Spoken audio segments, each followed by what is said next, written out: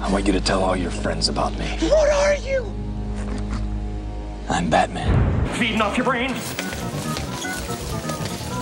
Oh no! It's boiling acid! Ah, black rubber. Yes! Oh, happy day! Holy rusted metal, Batman! Huh? You're grown, it's all metal, it's full of holes, you know? Holy! Oh. Fred! Things change. What if Tim Burton directed Batman Forever? This is FanScription.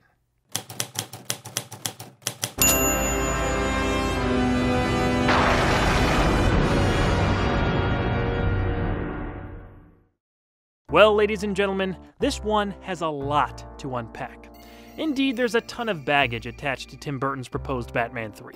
The reported early title was Batman Continues, and it was going to feature the return of Michael Keaton as Batman, Michelle Pfeiffer as Catwoman, the previously cast but never used Marlon Wayans as Robin, possibly Robin Williams as the Riddler, Brad Dourif as the Scarecrow, and yes, Billy Dee Williams coming back to portray Two-Face, among other things.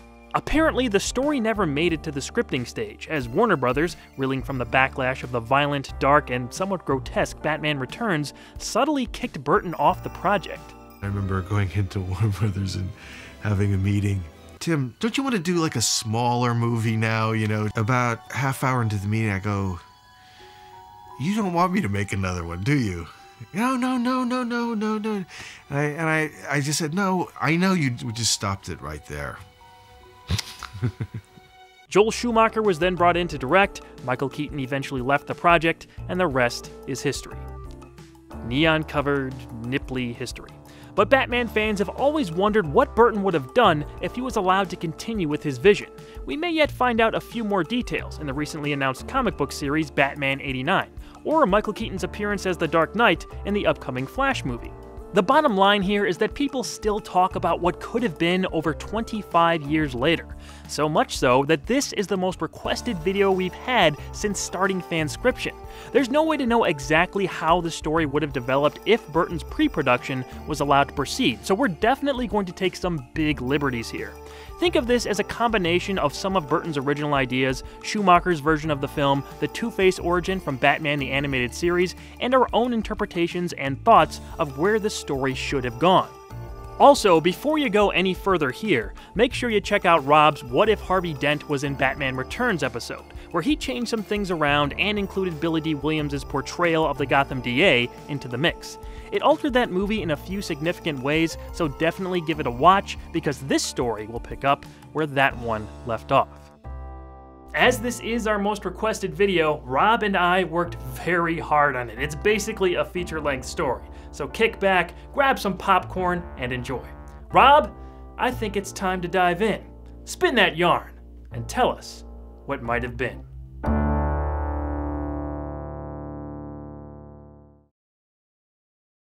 We open with the WB logo. The sky goes gray and the camera zooms in on a crowded Coney Island-style amusement park off Gotham's coast. Presumably Danny Elfman music plays as we slowly make our way towards the Riddler's mystery maze. A man stumbles out, mumbling, "Finally." He opens a flask and sips from it. His wife asks him where Edward is. The father replies, "Right behind him." They look and see a boy. The boy smiles and says, "You smell funny." Judging by their reaction, it's the wrong kid. Inside the maze, Edward's mother and father frantically search. Finally, they find the boy, sitting cross-legged in front of a Riddler machine, staring intently as it laughs. Other kids walk around the boy, staring strangely at him. Outside, Edward's father argues with him. Edward explains he was tired of getting lost. His father says, "What, you think you're smarter than me?" Edward replies, "I am smarter than you." His father slaps him across the face, knocking Edward to the ground. The mother yells at him to stop. His father takes another swig from the flask and grumbles, "Let's go." He yanks Edward along. As they leave, Edward looks behind him at the Riddler maze, the laughter of the machine echoing from inside. As the trio leaves, we push back into the maze. Danny Elfman music starts playing as the credits begin. We round a corner that says "Keep Out, Under Construction." Finally, we move towards a broken mirror. From the darkness, a swarm of bats emerge. The title reads, Batman Forever. We then continue through the maze as the credits roll. only it's clear now that the maze is abandoned. Time has not been kind to it. At long last, we close in on the spot where Edward was sitting. Only now, the Riddler machine is gone. The boardwalk is now long abandoned. We cut to the same mirror maze exterior, now dilapidated. Inside, a man in his pajamas is strapped to a chair. Monitoring devices are on him. A lie detector test. He awakes in the darkness, confronted by a TV screen. On screen, a man sits in the shadows. The man in his pajamas protests, fighting against the straps. Welcome. I have a riddle for you. I see without seeing. To me, darkness is as clear as daylight. What am I? A psychopath? I see him dealing with a real brain here. Alright, let's get a little more specific. Who are you? You first. Oh, you don't get to question me. I'm in charge here. You're in charge? Just who the hell do you think you are? The man roils from a jolt of electricity. As he gasps for air, the man on the TV screen leans forward into the light, revealing his face. You can call me the Riddler. Now, the judges are saying I can repeat the question. So, who are you? Ferris Boyle, CEO of GothCorp. In the Riddler's lair, we see the classic riddle machine. It spits out line graphs indicating it's a lie detector test. The light points to the red bulb. No, that's your day job. Who are you behind the mask you wear? I don't know what you mean. Oh, you've been a very naughty boy, Ferris. Your company earmarked millions in weapons tech, which went to unverified sources. Now, I want to know where, or more pointedly, who that money went to. I don't... Look, we do a lot of overseas business. The kind of stuff you don't want the government looking into. Highest bidder only. Completely anonymous. No way to trace it back to us or me. No. These items were shipped domestically, not overseas. Someone you know wanted parts you'd only find on a stealth fighter or a rocket tank. Is that supposed to mean something to me? I told you, they're all private investors. Amazing. You're just a common arms dealer, aren't you? No moral crusader are you. To think you had no idea who you were working for. You were so close. What are you talking about? What the hell do you want? To solve the greatest riddle of all. Who is Batman? Ha! I don't have a clue.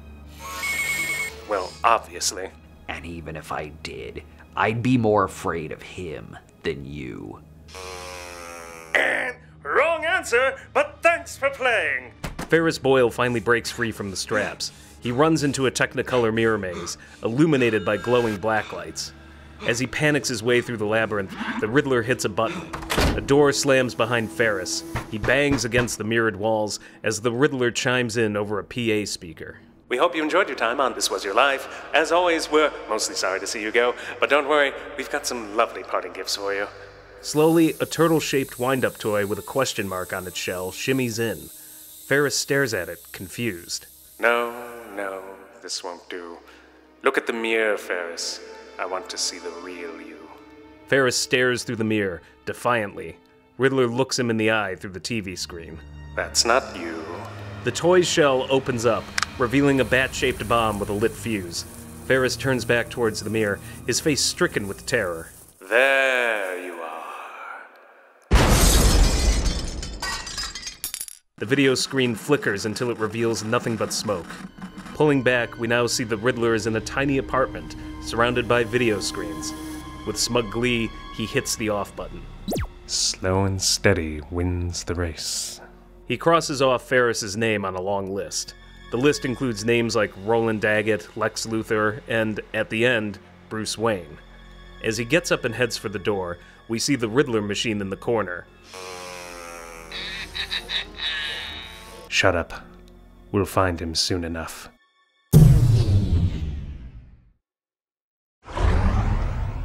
A series of screens flip on. The screens indicate we're now in the Batcave. Following the monitors, we're caught up on past events through newspaper clippings, police reports, and news shows. Batman, framed for the Ice Princess murder, has basically been inactive for 12 months.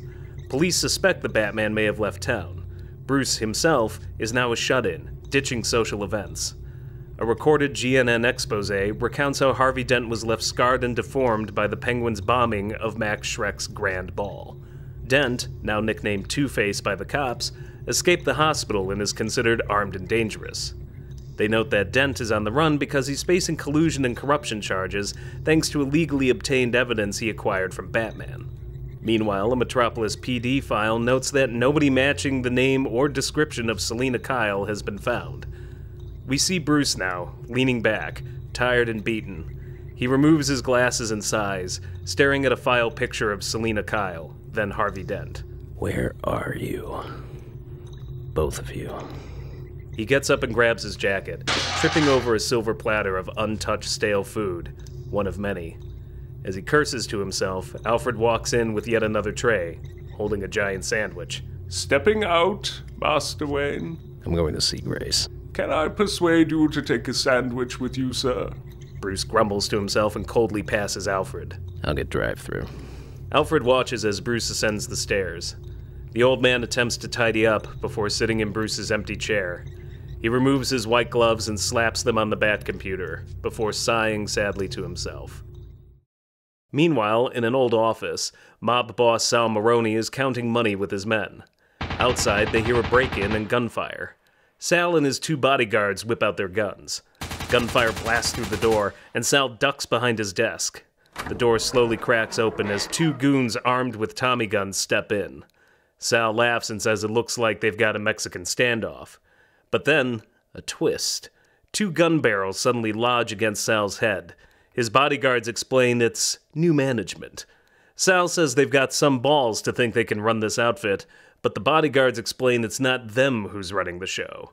They point to the doorway. We see two polished shoes step in, accented by the pant legs of a pinstripe suit.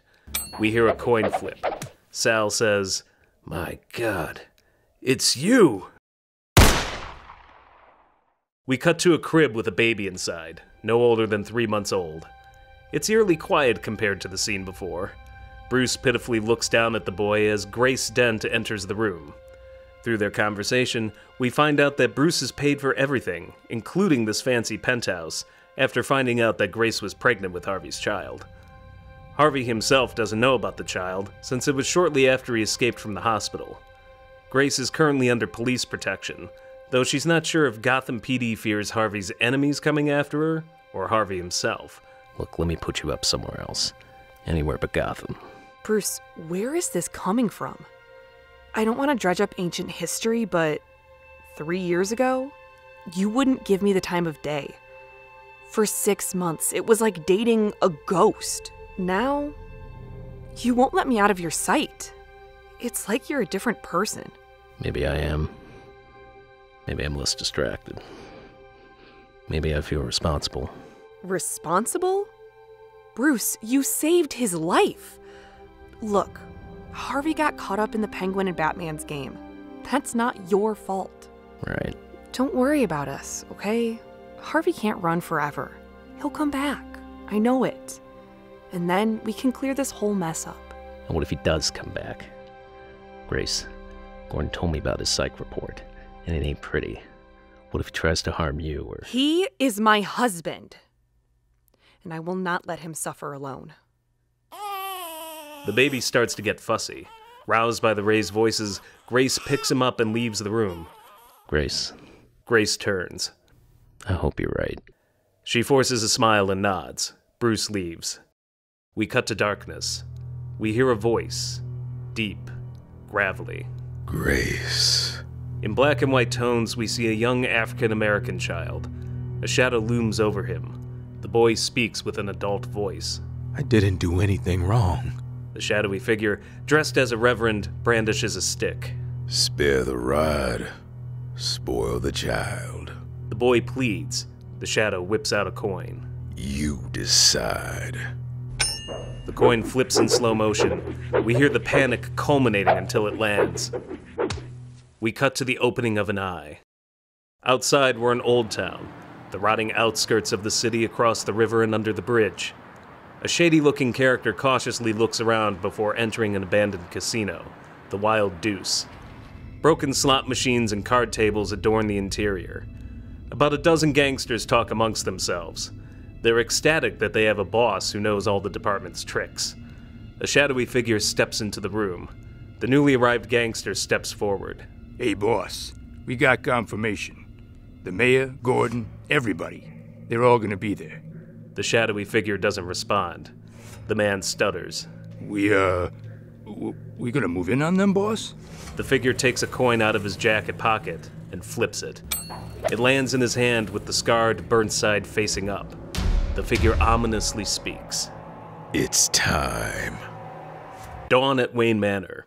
Bruce is up, wrapped in a bathrobe, coffee in hand. He passes Alfred, folding laundry. I don't believe I'll ever get used to the sight of you walking around so early. Yeah, well, my nights are not as exciting as they used to be. You can put that theory to the test tonight, sir. Alfred hands Bruce a newspaper with the headline, Wayne Charity Circus Benefit. So that's Roland's big idea, huh? It's a little, tone-deaf, don't you think? Gotham's had enough clowns and circuses for a while. If I may be so bold, you could have changed the venue, had you showed up to the meeting. This again. Wayne Enterprises is your family's company, sir. Perhaps it's time to put a face to the name again. Alfred walks off with the laundry as Bruce ponders his words. We cut to the ruins of Gotham Boardwalk, where Nigma is cleaning up his own crime scene. He flings a garbage bag of evidence into the dumpster, tosses a lit match into it, and saunters off, whistling, "Oh, what a beautiful morning." We then cut to Edward entering an apartment building, shy and nondescript. He waits for the elevator from the basement level. It opens. 2 cops are staring back at him. Nigma nervously enters. On the long ride up, he asks, "Oh, it's the parking tickets, isn't it? I knew they'd catch up with me." Official business. Nigma exits as the cops continue up. With a sigh of relief, he enters his apartment, swarming with computers, his own twisted, bizarro version of Bruce's Batcave. On the television, GNN reports from Bruce's charity circus event. Boy, you said it. What a joke. This whole city's a circus. Nigma turns to a wall covered in newspapers. He zeroes in on the classic headline from the '89 Batman film.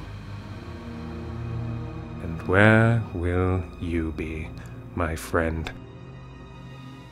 Cut to Bruce Wayne stepping out of a limo. He looks up at the impressive Gotham Hippodrome. It's a packed house. Wayne Enterprise board members and city officials are happy to see him, but Bruce seems strangely out of place. Commissioner Gordon gets his attention, and Bruce decides to sit with him, the mayor, and Gotham's administration. The crowd is wowed by several of the acts. This leads to the introduction of the Flying Graysons, who start their mesmerizing trapeze performance high above the stands. Among the members is their 17-year-old son, Dick, played in this version by Mike Vittar. Unlike Chris O'Donnell or Marlon Wayans, he'd be age-appropriate. While he's an actor of Latin descent, it'd be easy to rewrite the film to make him the product of a mixed marriage. Much like the Schumacher film, the family takes center stage as the net is dropped for an extra thrill. Dick watches his parents perform the big finale. Mr. Grayson makes the catch, and the husband and wife team join Dick on the platform. Then shots ring out.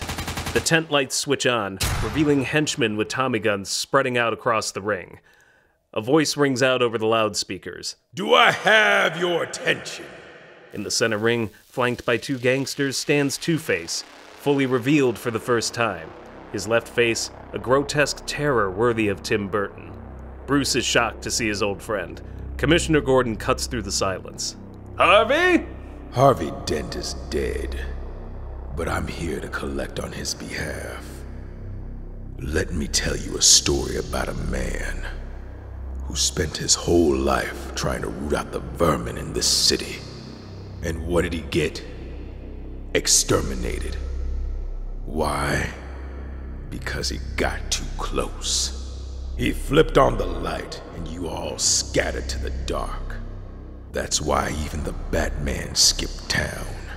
But don't worry, bat or no bat, there's still plenty of bugs to chew on. A henchman brings down the mayor and forces him to his knees. Back in Nigma's apartment, Edward watches with a bowl of popcorn, entranced. Two-Face continues. Let's start at the top. The Cockroach King himself, Mr. Mayor. Tell me, why did you ask me to investigate Shrek? And let me remind you. He flashes a gun. You're under oath. He was corrupt. That's rich. Who isn't around here? Harvey puts a gun to his cheek. What did you really want? Answer me. Okay. He was a threat to both of us. Huh. Politics makes strange bedfellows. You didn't care about this city. You just wanted to protect your career. Well, let's see what the fates say about that. Two-Face flips the coin. It comes up the bad side. The mayor winces, knowing what's coming. Two-Face shoots him in the back. The crowd screams. Bruce shouts in horror. Harvey! Two-Face singles Bruce out in the crowd. The old friends share a short stare before Two-Face turns to the crowd and shouts, "Who's next?" One of the Graysons swings into Two-Face, knocking him down. Two-Face orders his men to open fire. Bruce slips away in the chaos and swings into action, choking a goon out backstage. He grabs the goon's mask and slips it on, fighting in center stage. Two-Face orders his remaining goons to take the masked Samaritan out. But before they can gun Bruce down, Mr. and Mrs. Grayson swing in, grab two of the goons, and fling them into the bleachers. Infuriated, Two-Face grabs a discarded Tommy gun and fires wildly into the air. In slow motion, we close in on Dick Grayson as he reaches out to his parents, swinging towards him in the crow's nest. Stray bullets fly everywhere, ripping holes in fabric, sparking off metal poles, and splintering the wood beneath Dick's feet. The ricochet debris catches him in the face, and he hurls back, grabbing the circus pole and closing his eyes as bullets fly around him. Below, the police have finally arrived and charged the stage. A masked Bruce chases after Two-Face, but he disappears through a trap door. He slips the mask off and surveys the chaos. He looks up. We then cut to Dick Grayson. He opens his eyes and summons the courage to stare down. Bruce follows his gaze and sees the bodies of Mr. and Mrs. Grayson illuminated in the center ring by the spotlights. He stares back and sees the look of despair across the kid's face. In his apartment, a sweaty Nigma loosens his tie and turns towards the machine. Whew. I think it's time we added another piece to our puzzle.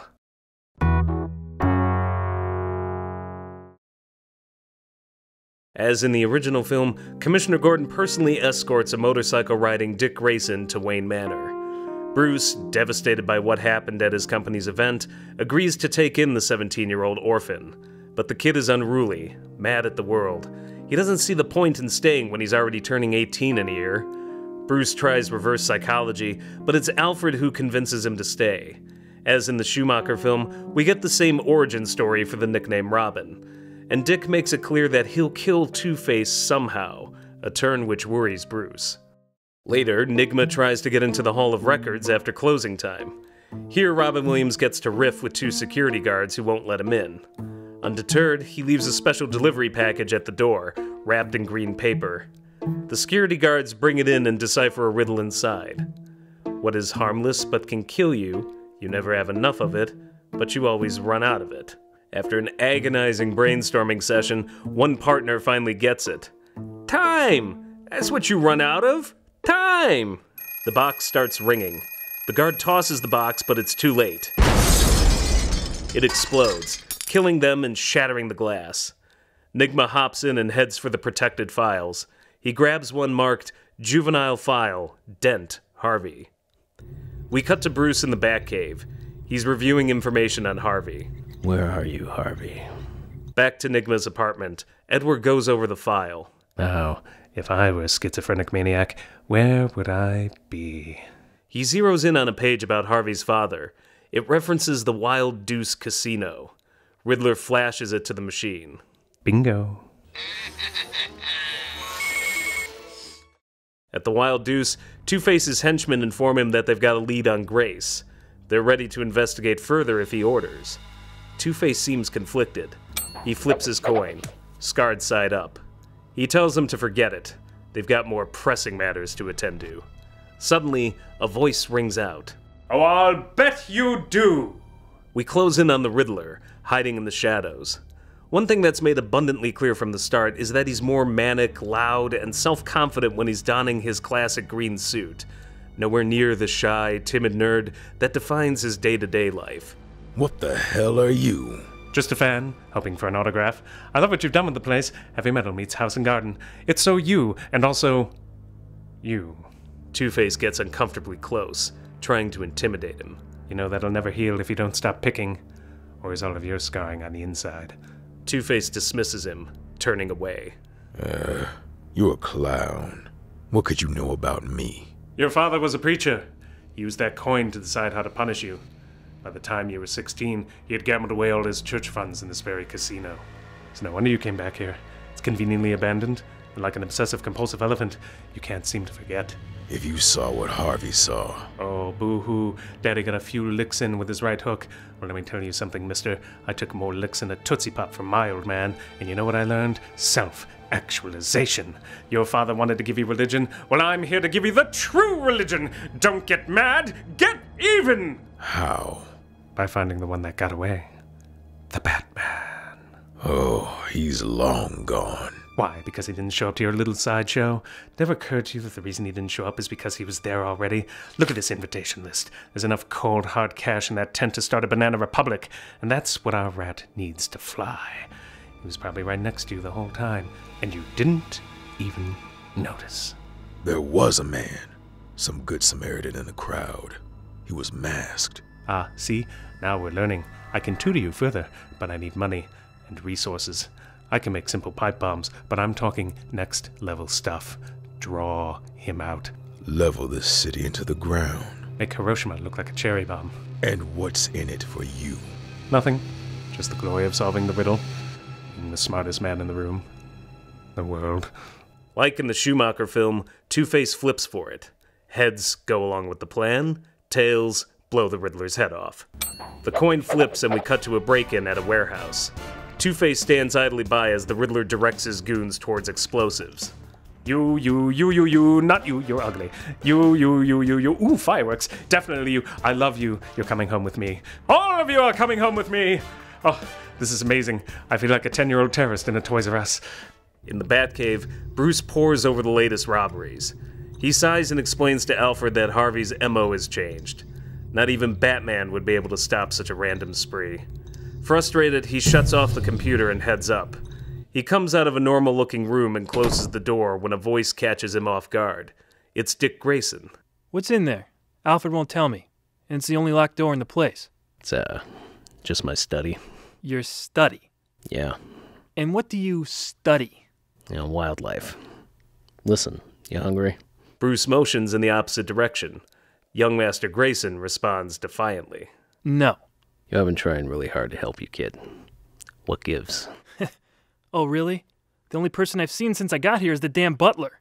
Look, I get you're this big philanthropist and all, but don't pretend like you actually care. It's not going to get you any headlines. Bruce gives his signature nod and a smirk, then leads him to the fireplace room. Above the fireplace is a portrait of Bruce's parents. Bruce tells Dick about his parents' murder and shares some of his thoughts and feelings on that fateful night. Young Grayson is taken aback, but is relieved to find someone who's had a similar experience.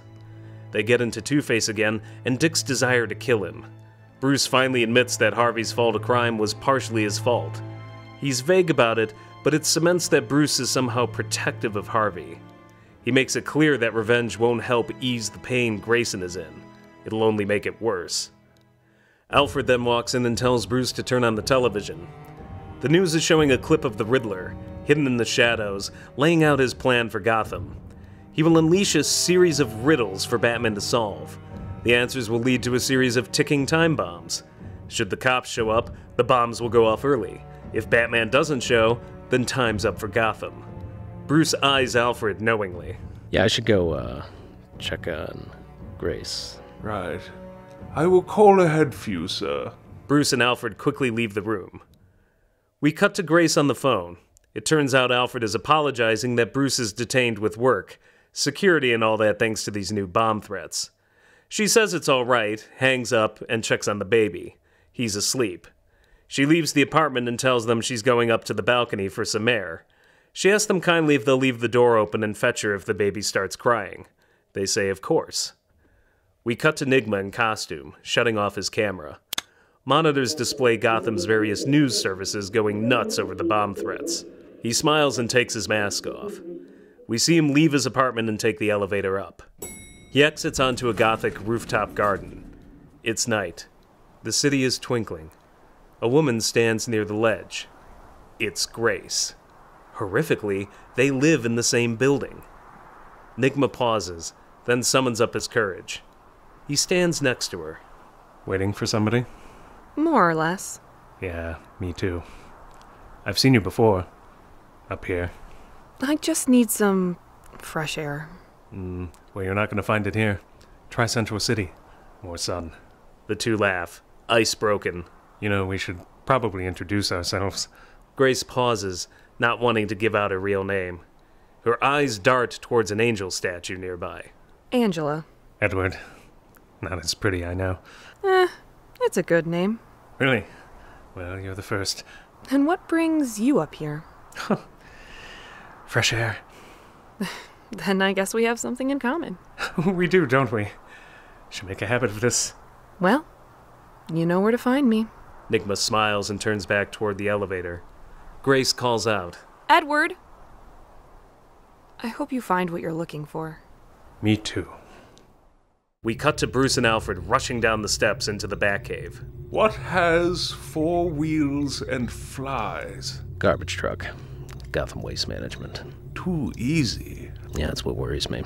They pause in front of the classic suit, dusty and worn. Old Reliable's seen better days. What about the new suit, sir? The B2 prototype? Hasn't been tested yet. To be fair, sir, neither have you. Lately. Bruce shoots him a raised eyebrow, then tosses him a set of keys. Start the car. The flaming afterburner of the Batmobile roars to life. We see the vehicle speed off into the dark forest of the night. At a waste disposal plant, a bunch of goons wait nervously around a ticking time bomb. They hear a noise coming.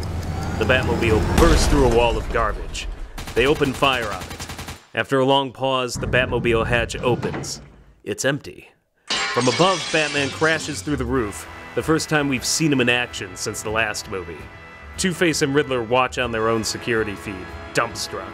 Unbelievable. So, which one of you owes me a 20? Or are you each paying up? In a thrilling action sequence, Batman makes mincemeat of the goons and disables the bomb. But the Riddler chimes in through a loudspeaker. The battle is just beginning. Through swirling newspaper headlines and action footage, we see Batman taking on threat after threat, solving riddles, rescuing hostages, disabling bombs, and fighting goons. We cut back to Nigma and Two-Face, watching him barely escape. He's more clever than I thought. This is ridiculous. It's been weeks. When do we unmask the Bat? You know, I'm starting to think Harvey was the smarter one between the two of you. Two-Face threatens Riddler, so he explains his plan is to wear Batman down. See, only when he's at his most vulnerable will he do the inconceivable. Brilliant. Yeah, no kidding. But when is D-Day? Soon. But first, I have other things to attend to. Like what? Some of us have a social life. We cut to the Batcave. Bruce is battered and bruised. As he bandages himself, Alfred stitches up a torn batsuit. Bruce asks Alfred if there are any more riddles. He says none, but Grace called. It seems as if she's going a little stir-crazy. Bruce sighs and tells Alfred to apologize for him. He has no time for that now. The Bat computer dings. Another riddle. Damn it. On the Gothic rooftop of Grace's apartment building, she and Nigma are chatting. Nigma says he's been enjoying these chats. It's clear he's smitten with her. Unfortunately, Grace admits she might be moving soon. Gotham just isn't safe anymore. Oh, you mean the bombings? Oh, I wouldn't worry. I have a feeling they'll be over soon. How? Intuition. Back at Wayne Manor, Dick is wandering around, searching for Bruce.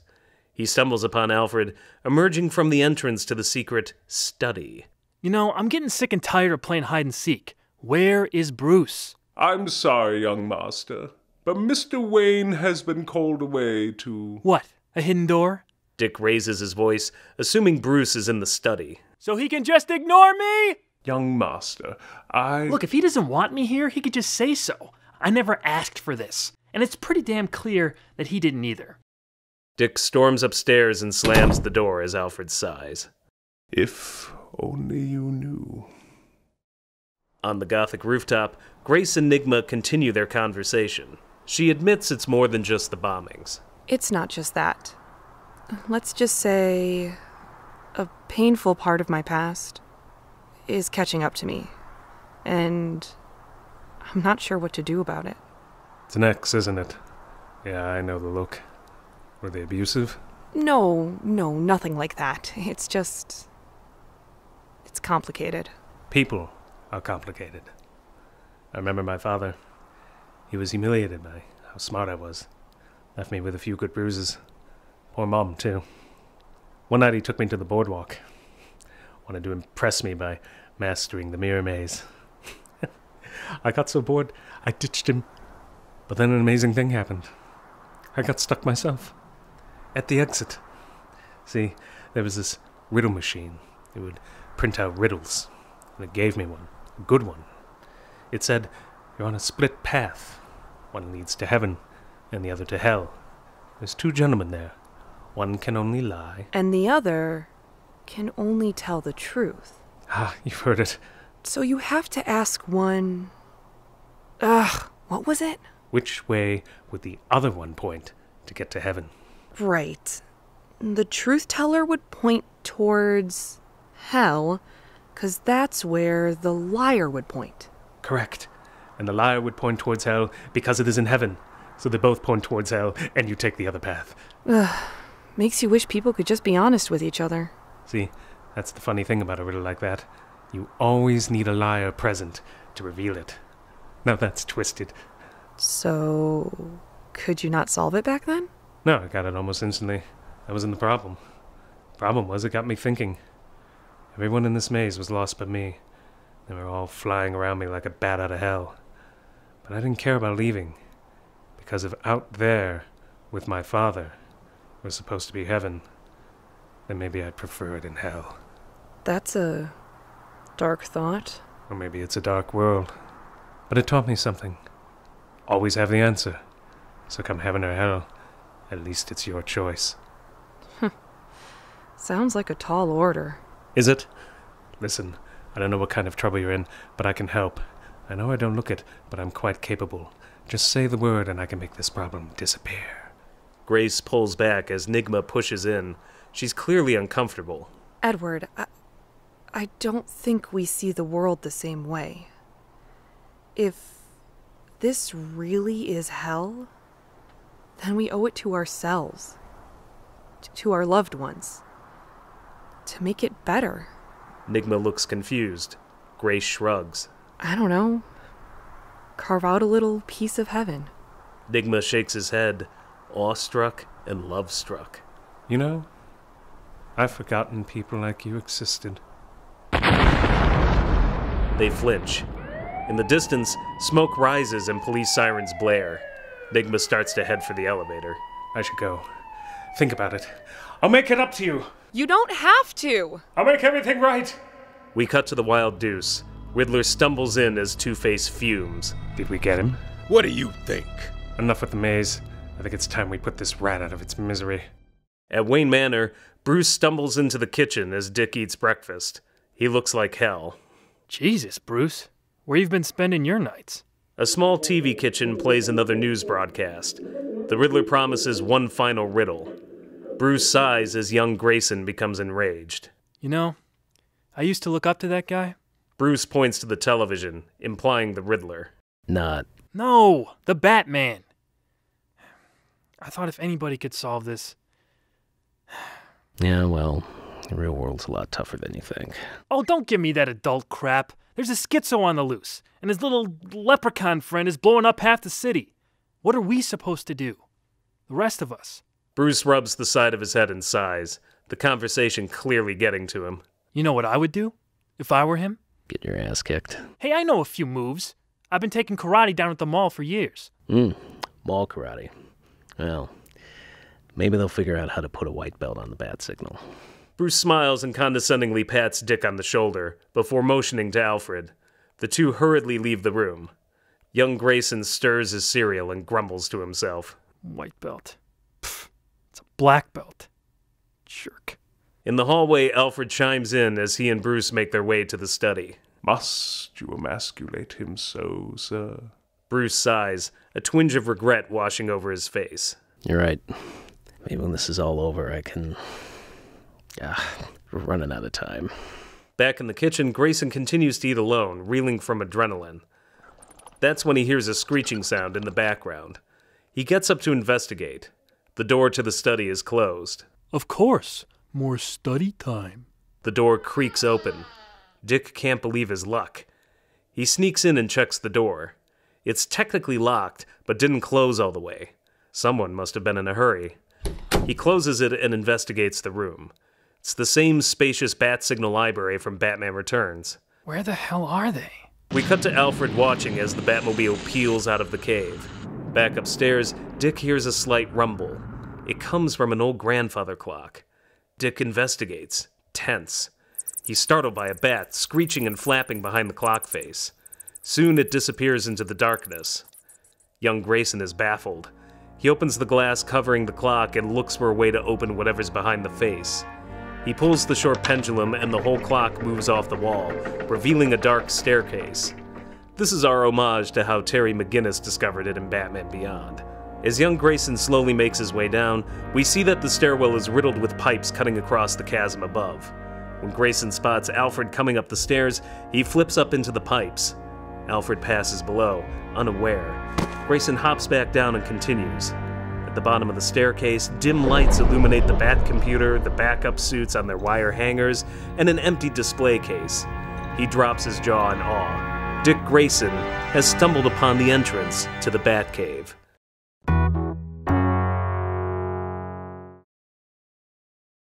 In the Batmobile, we see Batman solving a riddle. Someone makes it, but has no need of it. Someone buys it, but has no use for it. Someone uses it, but can neither see nor feel it. What am I, and where will you find the most of me? A coffin. Old Gotham Cemetery. Largest in the city. We see the Batmobile pull into the mammoth Old Gotham Cemetery. The vehicle prowls around. Finally, Batman spots a crypt, suspiciously open. He steps out to investigate. In a van close by, the Riddler sits in a passenger seat next to a goon. Behind them, Two-Face sleeps, muttering about Grace again and again. Riddler is annoyed. Grace, Grace, Grace. I haven't heard so much grace outside of a Lutheran potluck. An alarm buzzes on the Riddler's wristwatch. He turns to the goon. Wake him. Back to Dick Grayson in the Batcave, he hears a ping from the computer. A map displays the location of the Batmobile, being tracked. Old Gotham Cemetery. Dick looks at the Batmobile platform. Empty. Of course he took the car. Dick spots another vehicle, smaller, covered up in the shadows. Dirty towels and buckets of grease sit next to it. He grabs a clean towel, and with purpose walks towards the empty black case where the Batsuit stood. Next to the case lies a vial of black war paint. He slaps the paint on the towel and wipes the top part of his face, covering his eyes. He smooths it out with his fingers and stares at his reflection in the glass display case, grinning with smug satisfaction. Up top, Alfred notices a red blinking light, a silent alarm. Panicked, he runs towards the study. We see him reach the bottom of the stairs just in time to hear tires peeling out. Meanwhile, at the cemetery, Batman enters the open crypt. There's an open coffin with the words, "Here lies Batman," spray-painted in green. The steel door shuts. The Riddler cuts in. He explains there's no way out. Worse, there's a time bomb underneath the Tri-Gate Bridge. Riddler will activate it, killing everyone crossing it unless Batman removes his mask and places it in the coffin. And yes, this is a reference to the animated series classic, The Cape and Cowl Conspiracy. Batman tries to come up with a solution, but the Riddler says he's accounted for everything.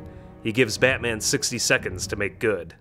Outside, in their nearby van, Two-Face and Riddler watch on the video feed. Slowly, Batman begins unfastening his mask. The villainous duo inch closer to the screen. This is it. Suddenly, there's a whirring sound.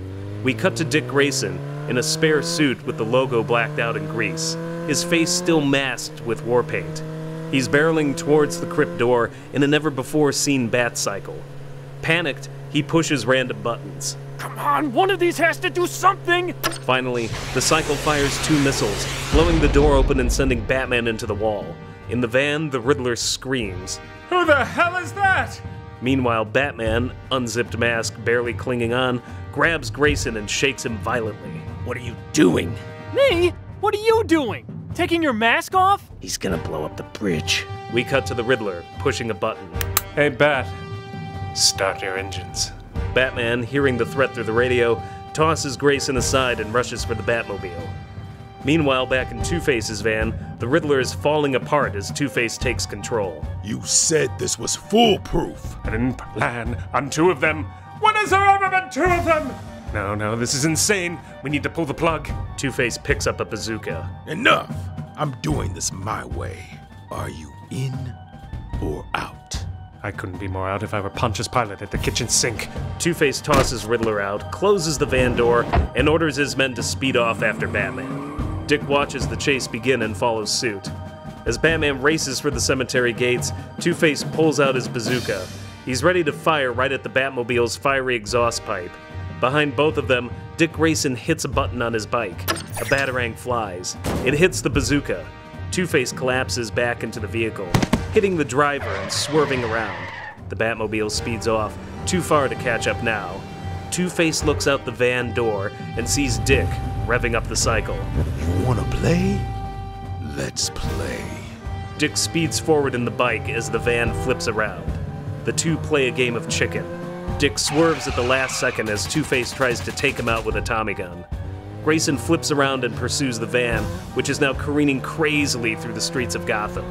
The cops now follow suit. Meanwhile, Batman swerves around traffic, trying to make it to the bridge. Goons are stationed at the entrance. They get out in traffic and start firing on the Batmobile. Batman fires a net in front of them. It hooks the goons and drags them behind the Batmobile. Mercifully, he cuts them loose right away. They roll to a stop. Then he swerves to a halt in the middle of the bridge. He looks up. Nothing. He looks at the cables. Nothing. One of the goons, not wanting to die in the explosion, shouts, "It's under the bridge! Hurry or we're all dead!" Batman swings over the bridge railing and fires his grappling hook at the underside, pulling off a perfect Tarzan swing. At the last second, he sees the bomb. 5 seconds to go. He grabs it as he swings past and tosses it into the river. It explodes, rattling the bridge and sending waves splattering. Back at the police chase, Dick Grayson continues his pursuit of Two-Face, who fires on both him and the cops. As car crashes pile up in the chase's wake, Grayson tries another button. This time it's a grappling hook that punctures the van's tire. The tire explodes and sparks fly. Just ahead, a drawbridge is being raised. Two-Face orders his terrified driver at gunpoint to go for it. The van speeds over and barely makes it, losing control on the landing and eventually crashing into a lamppost. Young Grayson, with reckless rage, screams as he revs up the bike, reaching max speed. He sails over the top as well, then crashes on impact, rolling down the street. The cops, meanwhile, swerve to a stop, stuck on the other side of the river. Two-Face kicks off a dented door and gathers himself before furiously pacing towards the injured Grayson. He takes out a gun, pointing it at the teenager's face. The painted-over batsuit is obviously too big on him. What are you supposed to be? Bat boy? Grayson groans, trying to get up. Dent presses his shoe to the boy's head. Don't bother. Traffic court is now in session. For speeding and reckless endangerment, I now pronounce you... He flips the coin, scarred side up. Guilty. His gun clicks, but a batarang knocks it out of his hand. Batman stands triumphantly in front of the Batmobile. You! You need help, Harvey. Harvey doesn't need the help of a man who ruined him. You're right. And if I could take that back, I would. But look at yourself, Harvey. This isn't you. This isn't the man that Grace married. Grace. Two-Face gets emotional for a second, but it soon turns to anger. Don't ever say her name again. Or his. This is who you're dealing with now. And it's high time you face the music. He brings out his coin, but the police sirens are closing in. One of his goons drives up between them, shouting, "Come on, boss!" Two-Face smiles. He puts the coin away. This ain't over. He hops onto the side of the car, gangster style, and it speeds off. Batman rushes to Grayson, who smiles through his scraped-up face. That's some study. Back at the Batcave, Bruce is seated, removing his suit piece by piece, revealing a black jumpsuit underneath.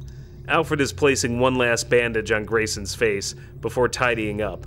Bruce is letting the kid have it. You could have killed hundreds. But I didn't, and that bomb is gone, and your secret is safe. You should thank me. Maybe give me a side job. I'll need a name, though. How about Dick Grayson, college student? Screw that! You need me. Look, there's 2 of them and 2 of us. I get Two-Face and you get...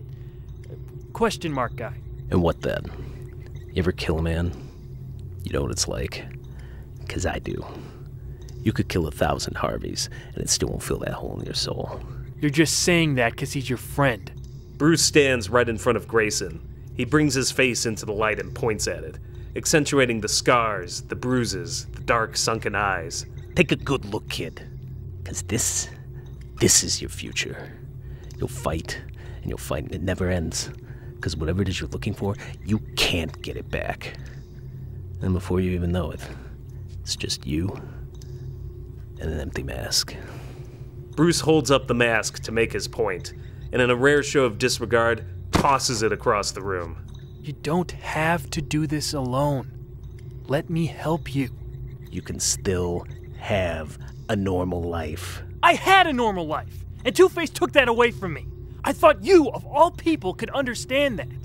Grayson hobbles off angrily, trying to hide an obvious limp. Bruce massages his head as Alfred stands by, awkwardly. This is the second time, Alfred. One more and I'm hiring a robot butler from Japan.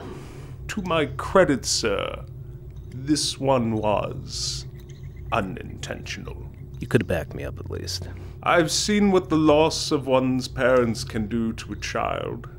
If you recall, I tried to stop you from doing this very thing. But young blood is rarely tempered by conflict. It needs guidance. For God's sakes, Alfred, look at me. What the hell do I know? Where would I even start? I've heard those words before. Where? Your father. The day you were born. The two exchange a glance. Message, Alfred. Alfred picks up the Batman mask and hands it back to Bruce. Perhaps the worry isn't so much that you'll corrupt young Master Grayson, but that he'll corrupt you. For the better.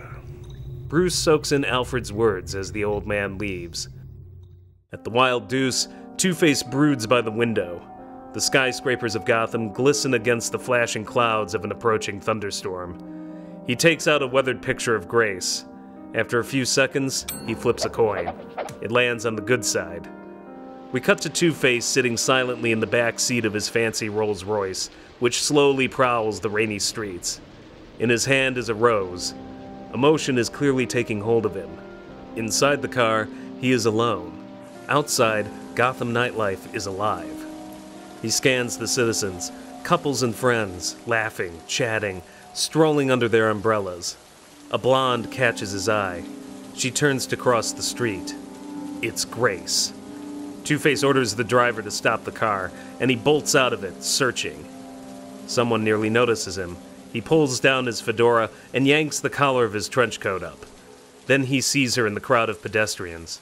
He reaches out, ready to call her name, but hesitates. Instead, he flips the coin. In slow motion, we hear the flip, loud as a gong. Somehow, Grace's ears catch it. She turns instinctually, as if triggered by a memory. Harvey? But when she turns, she sees no one but strangers. Sadly, she moves on. We close on Two-Face, squatting on the ground. Pedestrians move around him. Another Gotham moment.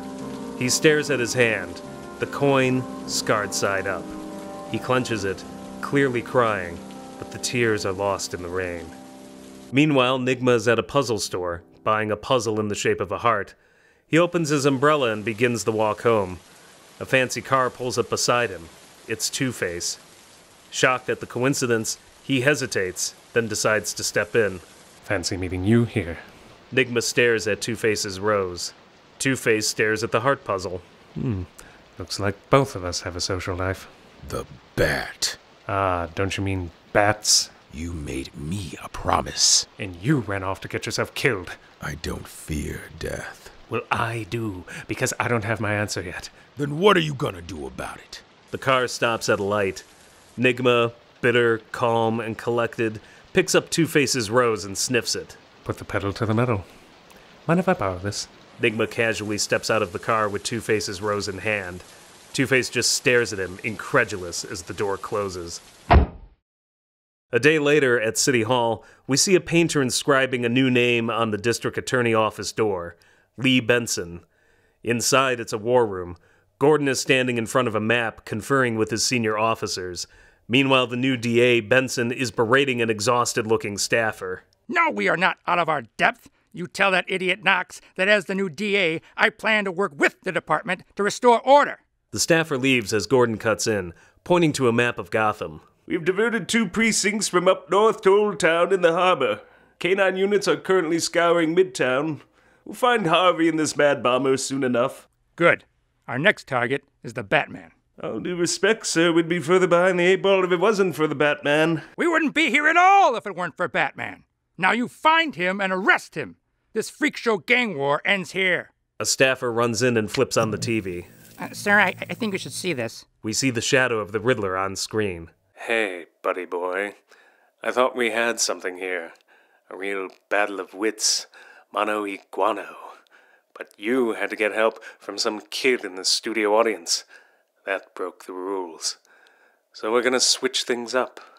From now on, I'm going to bomb a random building on the hour, every hour, until you reveal yourself to the good citizens of Gotham.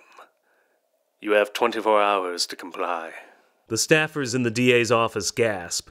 At Wayne Manor, Bruce sits at his computer, glaring angrily at what he's seeing. Oh, and just to show you how serious my intentions are, let's cut to a special report from City Hall. The television screen cuts to security footage inside the DA's office. Gordon and Benson stare in horror at themselves on the screen. What the hell? Behind the terrified staff, we see the painter shove some electric wires into his pocket and silently shut the door, locking it from the outside. He walks away, revealing his face, one of Harvey's goons.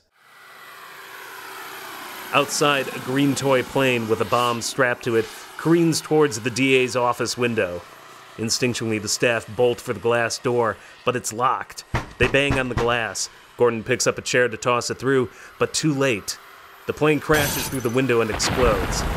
At the Batcave, Bruce's face freezes in horror as he sees Gordon and the new DA flying across the room in a fireball. The feed then cuts out. Well, would you look at that? It appears we're experiencing some technical difficulties. We'll be right back after a word from our sponsor. Who's our sponsor today? Nitroglycerin Hot Damn! The mood is somber now at Wayne Manor. Bruce, Dick, and Alfred are gathered around the giant crackling fireplace. Bruce hangs up the phone. All right. Thank you. He turns to Alfred and young Grayson. And just moved Gordon out of critical.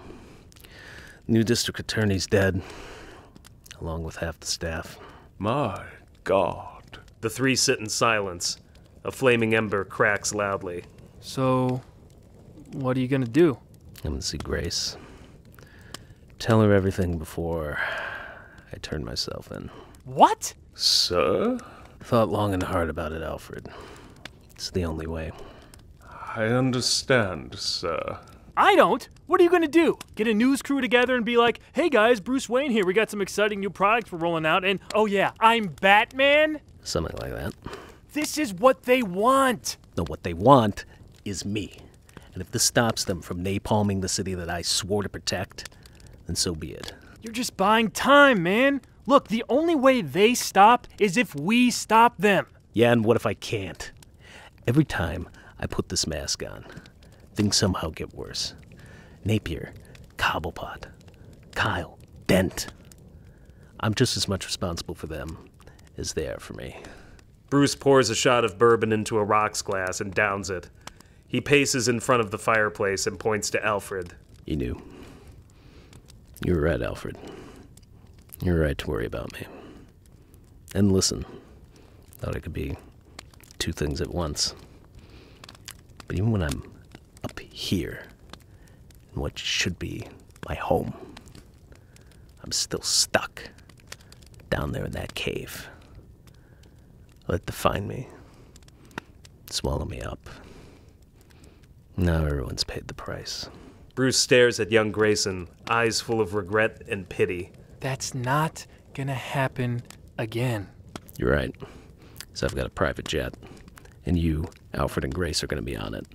You'll have access to all my accounts. I don't care about your money. Your life is on the line, kid. I said I don't care! Well, I do!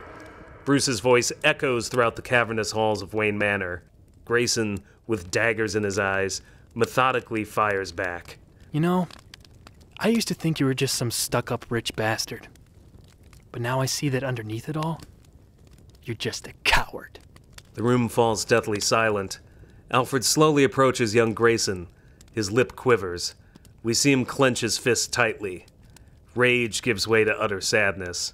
His eyes well up. How dare you? Alfred silently walks away. Young Grayson stands still as a statue, shocked. I'm sorry I couldn't do more for you, kid. Bruce sighs and heads up the stairs, leaving Grayson alone in front of the fire. Outside, sometime later, Alfred and Bruce stand on the front steps of the manor house. A Porsche sits in the driveway, warming up. Alfred laughs to himself, fighting back emotion.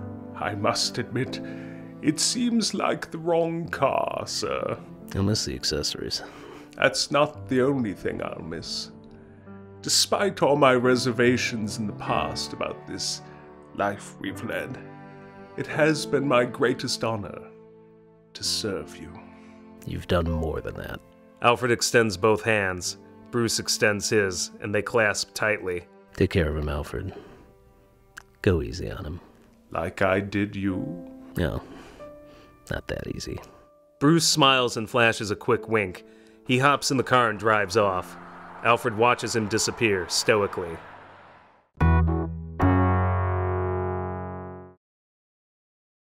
In downtown Gotham, we see Nigma in the lobby of his apartment building, rose and gift in hand.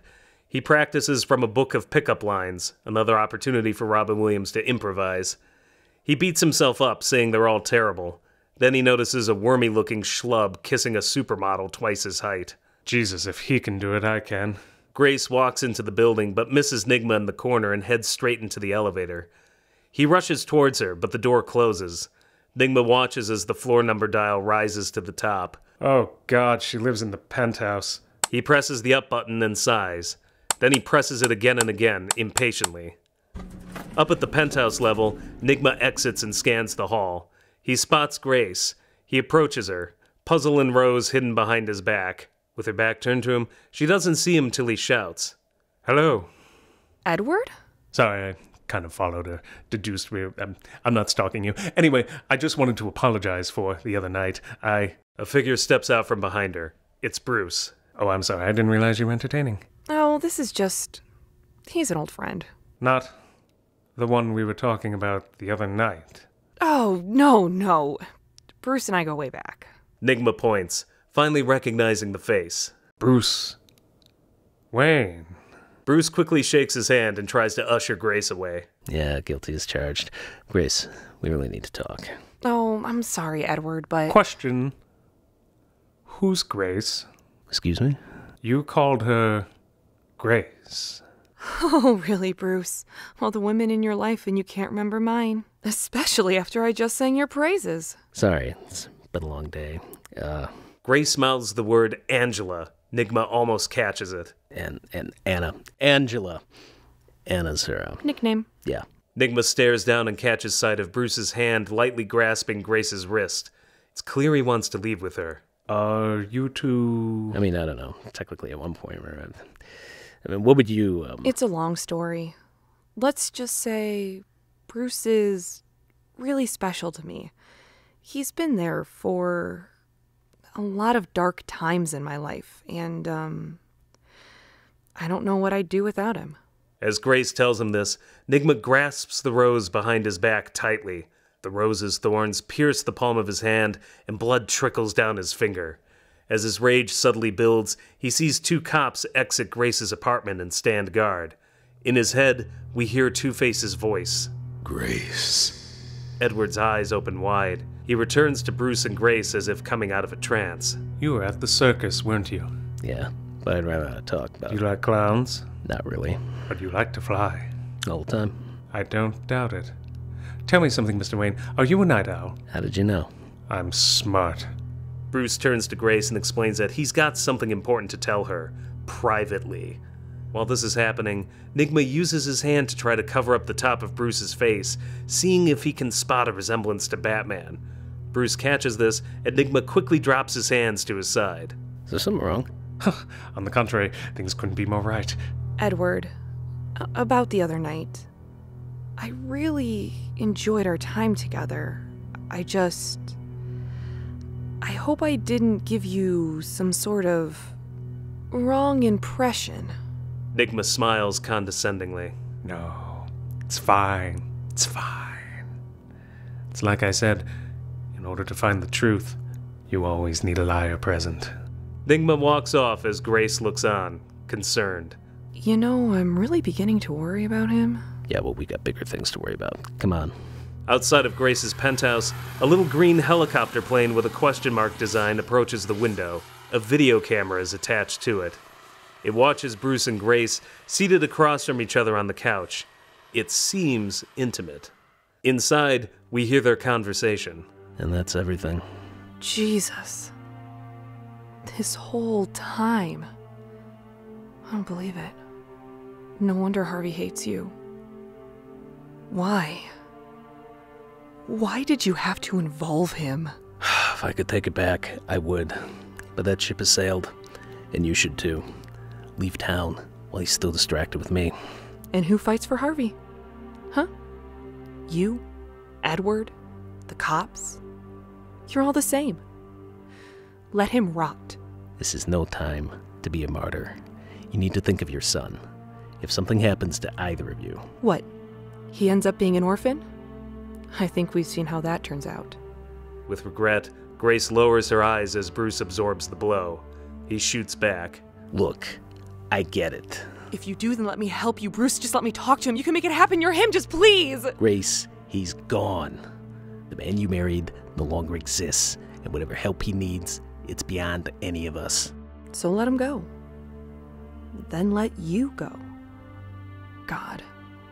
Bruce, do you have any idea the hell you're gonna unleash? I may be livid with you, but I'm not a monster. You go to prison, they'll kill you. Many have tried. How can you be so cavalier? This is your life you're throwing away. Not throwing it away. I'm trading it. For you. Them. Gotham. Tears well up in her eyes. She stifles a laugh. Now who's the martyr? They share a moment of silence. I need to make a few calls. Gather the press, so... Yeah. You know. Grace dries her eyes and points to the phone in the kitchen. As Bruce turns to leave, she calls out. Bruce! She grabs him and kisses him on the lips. For old time's sake. Thank you. We cut to Nigma, controlling the little toy spy plane with the computers in his apartment. He watches the scene between Bruce and Grace unfold. At the kiss, he freezes the frame. On an adjacent screen sits a newspaper clipping displaying a picture of Grace and Harvey at a major event. Nigma half laughs, half cries, in the midst of a total meltdown. You idiot! Right under your nose! He beats himself violently on the head, a blubbering mess of pent-up rage and tears. Right there, the whole time. With a chilling scream, he tears across the room, knocking piles of junk over. His electronics short out. Sparks and flickering lights cast strange shadows across the walls. We see Nigma stare into a mirror, eyes glaring with pure hate. With an electric razor, he shaves his head, leaving a tuft of hair on the top of his skull, which he shapes into a question mark. He grabs a can of spray paint and spritzes the question mark atop his head. He looks again in the mirror, smiling like a rabid dog. The paint oozes down his brow as if his skull were melting. It's a terrifying sight. From a low Dutch angle, we see him pick up the phone. Two-Face answers. What is it? Summon your men.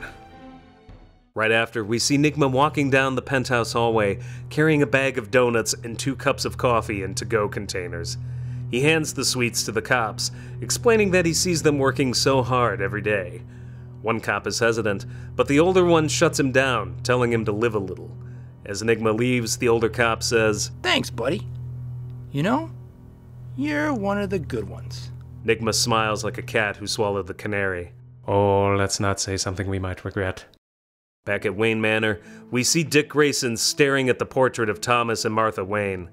Alfred cuts in as he drops a suitcase, making Grayson jump. They were good friends. Alfred, about earlier, I just wanted to say... Grayson awkwardly searches for the words. Alfred smiles forgivingly. Sometimes the words don't need to be said. Alfred leaves as young Grayson sighs with relief. Meanwhile, at the apartment, Bruce bids his final farewell. Consider my offer. Alfred has all the arrangements. Grace nods sadly, beyond words at this point. Bruce exits and shuts the door. He sees the cops drinking coffee and munching on a bag of donuts. As he passes them, he says, "Take good care of her." Well, don't worry, sir. She's in good hands. Down below, Bruce exits the building. His Porsche on the busy streets of Gotham looks hilariously out of place. He pauses, fumbling around for his keys. Suddenly, he jolts as a buzz rings out. Ow! He looks down and sees the end of Nigma's cane. There's a dart needle at the end of it. He follows the cane up. The head is in the shape of a question mark. He puts a face to the cane. Nigma, flashing an evil grin. Whoops. Butterfingers. Bruce starts to stumble. He musters a fist. A swing. Miss. Another. More pathetic than before. Nigma simply shifts his body weight out of the way. Bruce collapses at his feet. An unmarked van swerves around the corner and screeches to a halt in front of them. Two-Face's goons step out and throw Bruce violently into the van. Nigma twirls his cane with delight and slides into the passenger seat. The engine roars as tires burn. The van peels off as onlookers stand by, confused. Back at Wayne Manor, the sun is set and the fireplace has burnt itself out. Dick Grayson is pacing nervously in front of the smoldering ashes as Alfred looks on. Something's wrong. Where is he? It should be all over the news by now. I must admit I'm rather worried. If there's only some way to find him. There is a way. Master Wayne carries a tracking device. It's hidden in his cufflinks. Young Grayson raises an eyebrow as if to say, "Really? Bruce?" Alfred smiles. I insisted. We cut to the abandoned boardwalk. Inside the mirror maze, an unconscious Bruce Wayne starts to stir. It's dark. A mirror reflects Bruce, handcuffed and belted to a chair. The exact same scenario Ferris Boyle faced at the beginning of the film. A voice rings out over a speaker. Wakey, wakey. Bruce struggles. He's stuck. Where am I? I think the better question is, who are you? Back at the Batcave, Alfred and Dick stare intently at the Bat computer. On a digital map of Gotham, a red circle pings loudly at the coast. This can't be right. He's on the beach. I believe that's the old Gotham boardwalk. My dad used to talk about that place. Got his first job there. Must have been some time ago. It's been closed for decades. Then what the hell is he doing there? Meanwhile, back in the mirror maze, Bruce tries idle threats. I don't think you have any idea who you're dealing with. Oh, I think I do. With tension building, we return to the Batcave. Dick Grayson stares at all the spare Bat equipment and confronts Alfred. He's in trouble. I know it. You've got to let me help him. But Master Wayne... Left us! So I guess that makes me the master of the house. Alfred grimaces, unsure. Young Grayson gestures to the fortified cave. Alfred, all of this, would look insane to anybody. You know that. But you trusted him enough to go through with it anyway. Please. I'm asking you to do it again. Alfred sighs and brings forward a metal suitcase. He opens it and presents it to young Grayson. What's this? We can't see what's inside, but Dick's eyes open wide. Alfred smiles. You'll find that despite my reputation, I'm also good at keeping secrets. Back at the Riddler's lair, Two-Face stares through the two-way mirror, incredulous. This is insane. Harvey knew Bruce for years. Riddler angrily shushes him. On the other side of the mirror, Bruce continues to struggle as the Riddler cuts in on the speaker. Now, I know you're quite the liar, so how about a little incentive? Right now, I have an orphanage with 100 little kids in it, just waiting to be blown to smithereens. Lie to me once, and they'll get scattered so far into the sky it'll be raining toddlers from here to Metropolis. One of Two-Face's goons panics. He doesn't want to blow up little kids. He begs his boss to stop this. A scuffle breaks out, and Riddler violently bashes the goon over the head with his question mark cane. Anyone else want a participation trophy? Two-Face looks conflicted. He whips out his coin. Riddler hovers his hand over a button. Put that thing away, or I do it now. Just then, Bruce shouts from the other room. Enough. Let's get this over with.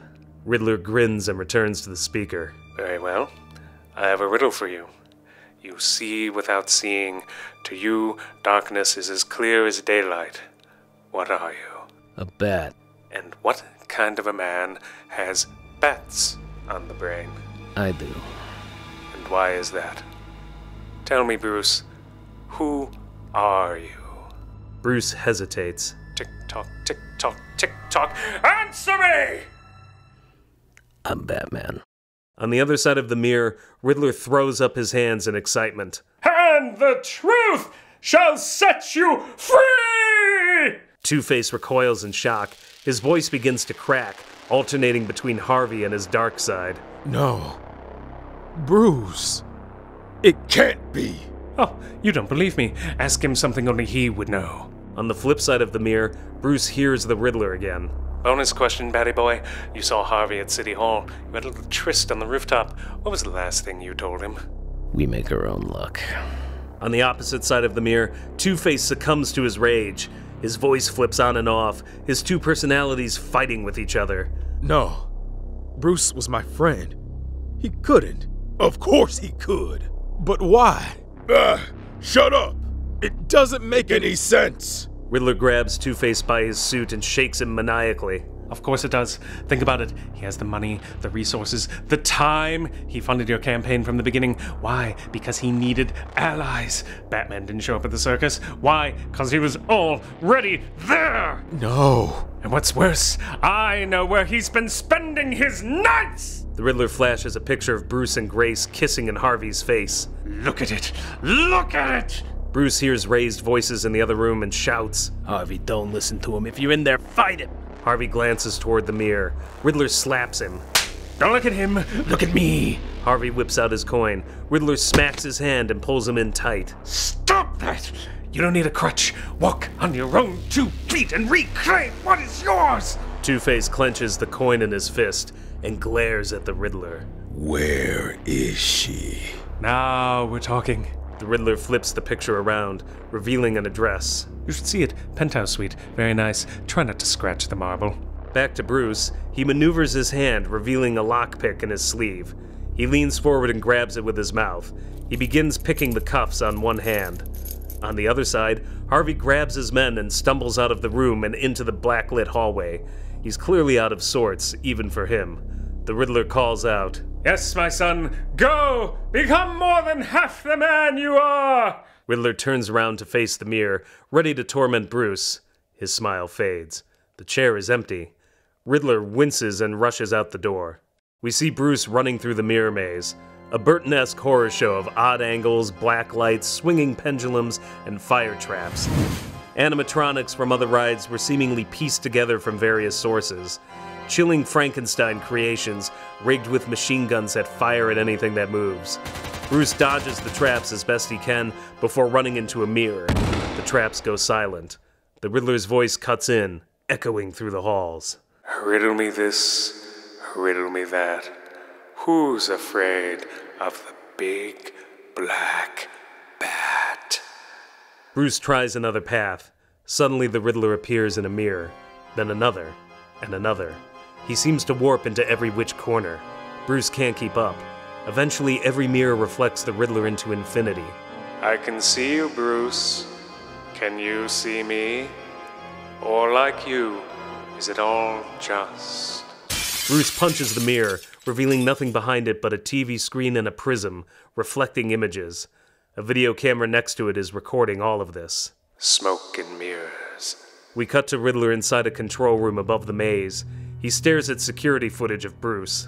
Oh, no. This won't do. Show me the real you, Bruce. Bruce looks in every direction, momentarily letting his guard down and showing his fear. That's not you. Bruce stares directly into the camera, defiant, the pure, chiseled face of Batman. There you are! The Riddler presses a button. A clown animatronic with a Tommy gun silently slides up behind Bruce, ready to fire. Suddenly, Robin crashes through a side mirror, tackling Bruce as the clown bot opens fire. Mirrors shatter everywhere as bullets ricochet. The Riddler freaks out. No! He grabs his cane and rushes out of the room to deal with them himself. Back in the maze, the clown bot fires wildly into the air until Bruce punches it out. Clowns. He turns to Robin. Shouldn't you be halfway to Bermuda? Flight was canceled. Bruce takes a good look at Robin's suit. Accents of red, gold, and black. A cape stylized after crimson bird wings. All of it decked out in armor similar to the bat suit. Well, at least Alfred did the laundry. You don't know the half of it. Robin tosses a heavy duffel bag to Bruce. Is this... The new suit.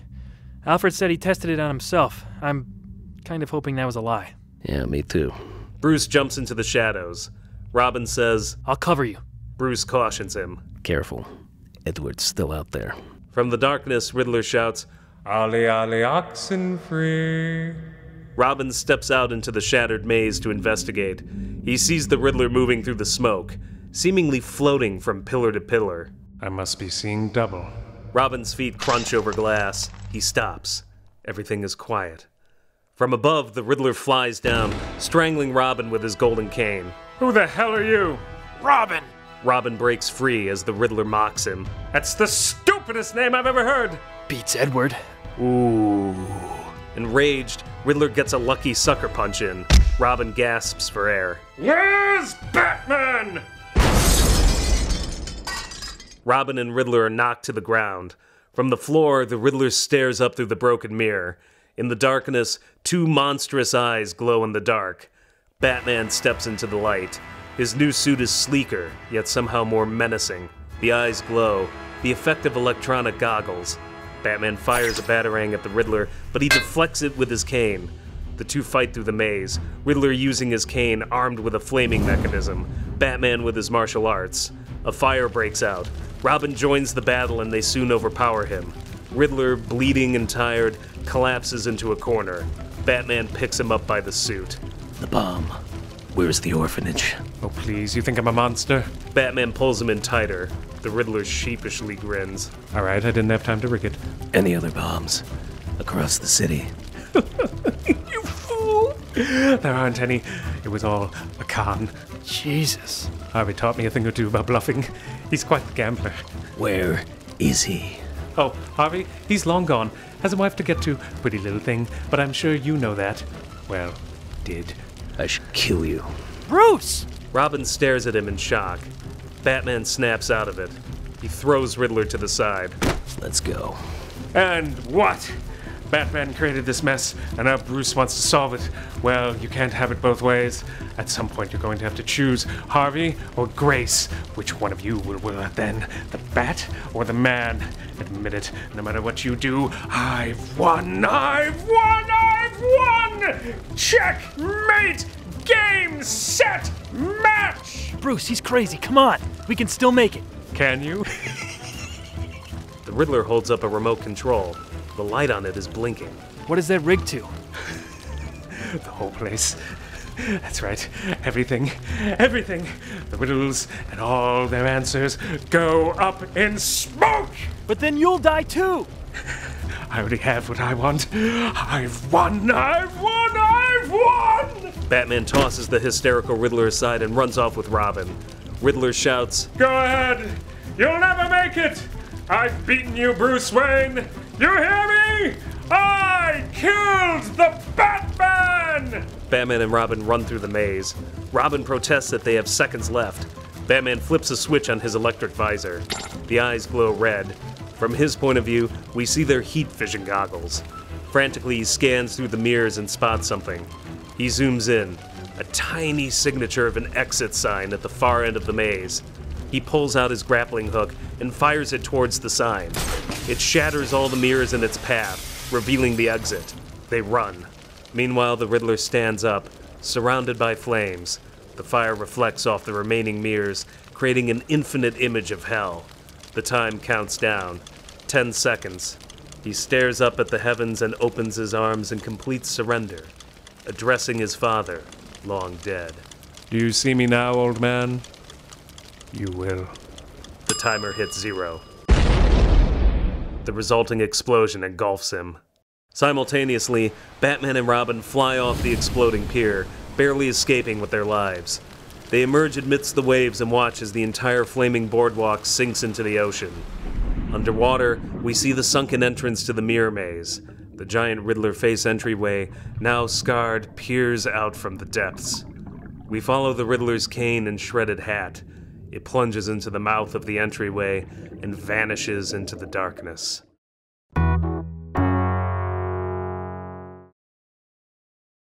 We cut to a black puddle.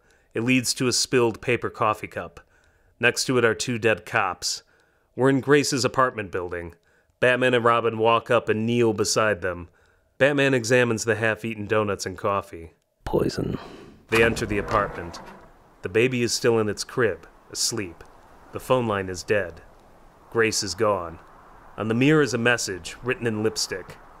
Do you remember the night we first met? You showed me heights I never saw, and then came the fall. I don't get it. What does she mean by that? It's not her. It's Harvey.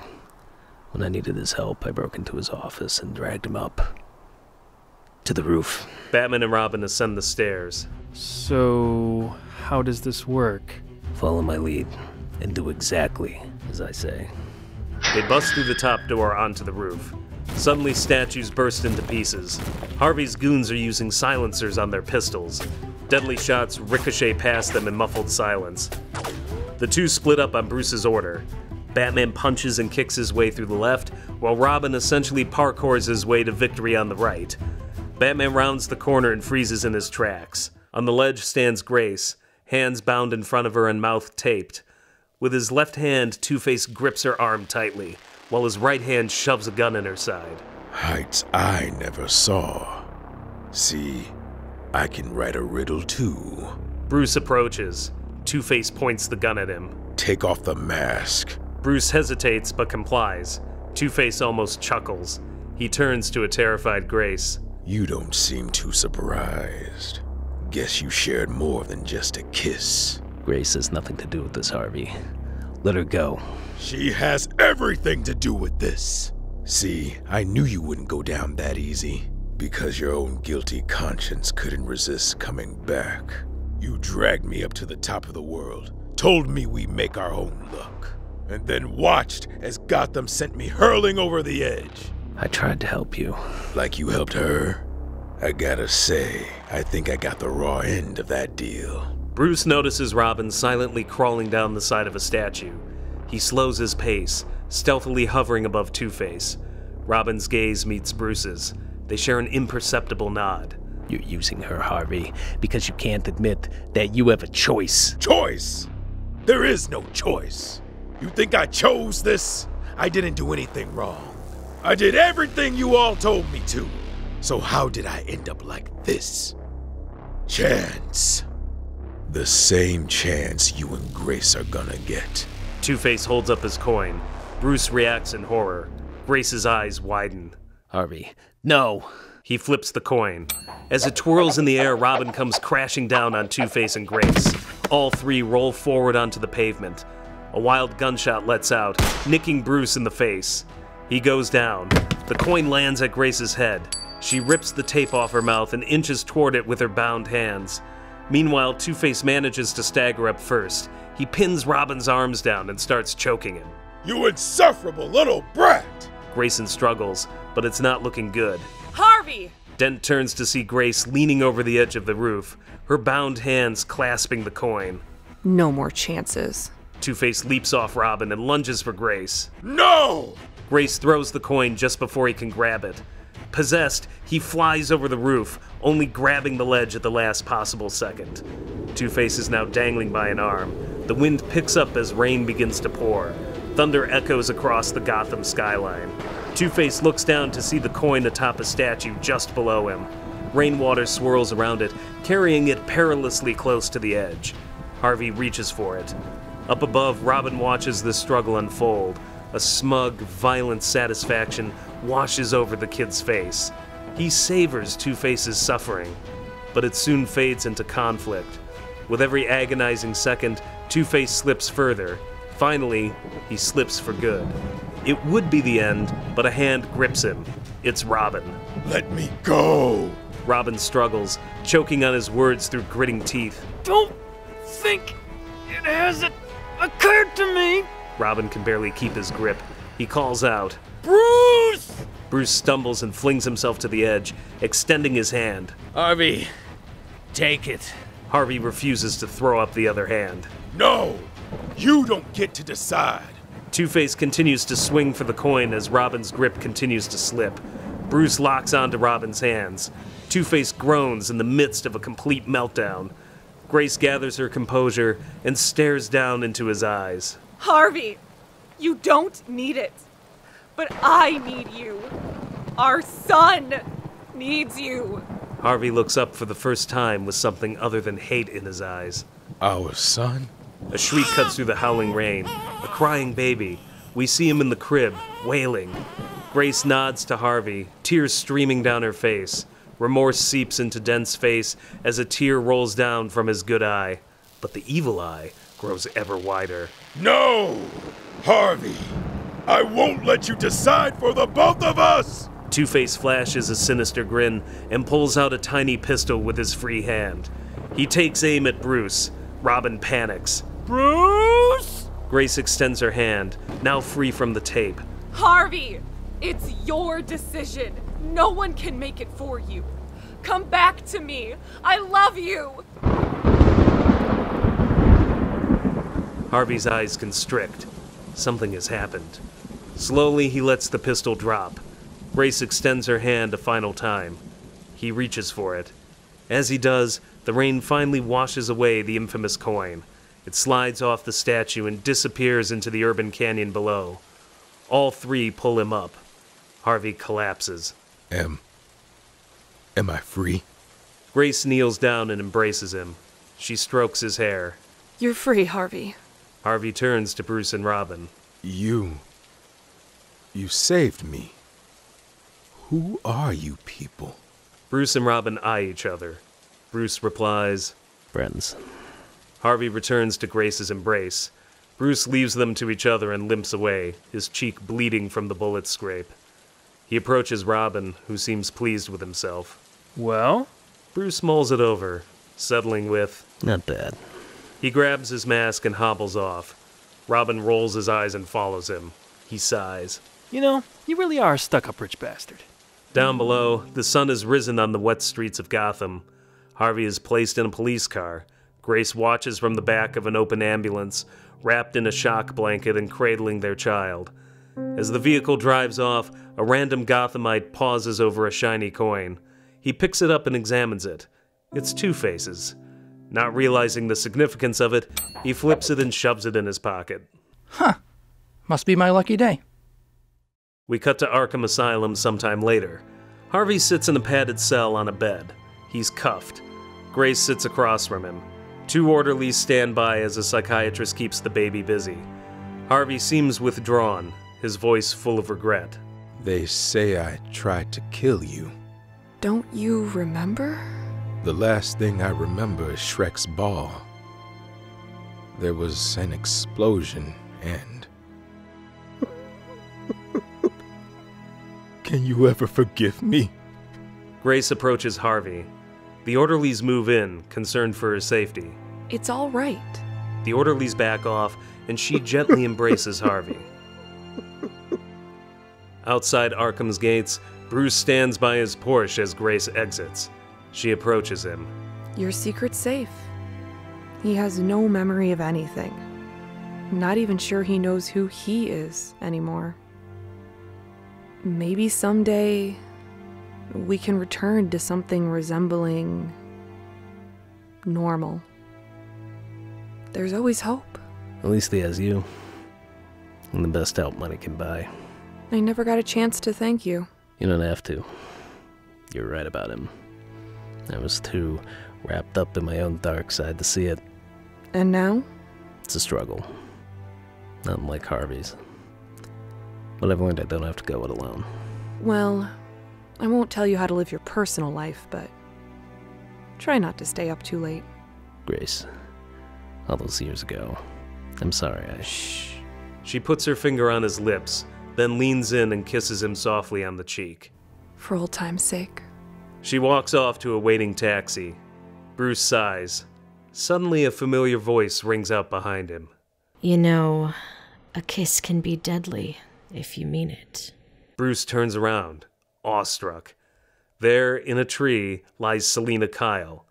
Plain clothes, sitting on a branch, back against the trunk. Selina. She rolls off the branch and swings around the tree as if it were a pole. She lands at Bruce's feet. For now. I thought you were... You really don't know a thing about cats, do you? They're only seen when they wish to be. Speaking of which... She tosses a newspaper to Bruce. He examines it. The headline reads, Batman Forever. Mysterious Catwoman confesses to her role in Ice Princess murder. Gotham's Caped Crusader cleared of charges. You... Why? Let's just say I wanted to make Gotham's nightlife a little more... interesting. She moves in close and whispers in his ear with sexual energy. And ours. They'll hunt you. What's another game of cat and mouse? They'll find you. She nibbles his ear. He winces. She steps back. Only if they have help.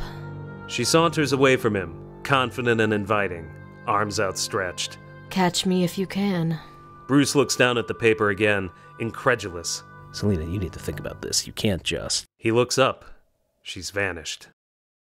In Bruce Wayne's study, Bruce, Dick, and Alfred mull over the news.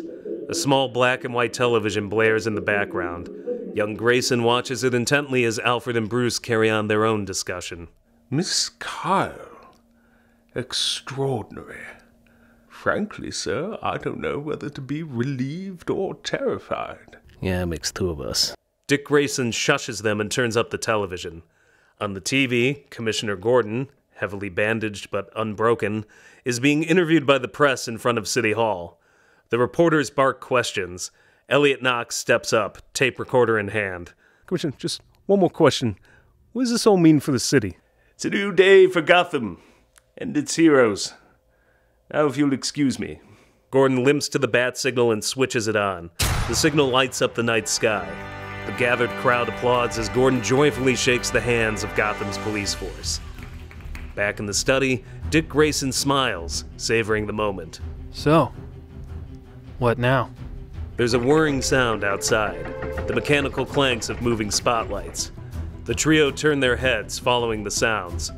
Finally, the bat signal shines brilliantly in the room, illuminating them all. Bruce turns to young Grayson and Alfred, the side of his lip curled up in a sly smile. You heard the man. The music begins to swell as Alfred and Dick smile back. We cut to the skyscrapers of Gotham, ascending higher and higher with the triumphant Danny Elfman score. Finally, we settle on the rooftop, where Batman and Robin watch the bat signal shimmer in the clouds, ready to go to work.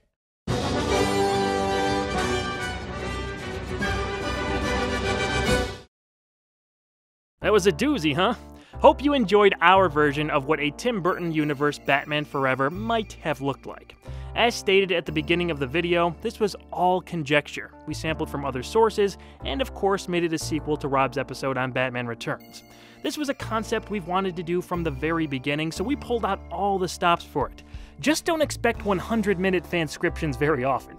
But who knows, maybe we'll use this format for our Tim Burton version of Batman and Robin. That'll be out sometime. As always, let us know what you thought of this episode and any suggestions about what you'd like to see in future fanscriptions. We all hope you have a great Bat May and beyond.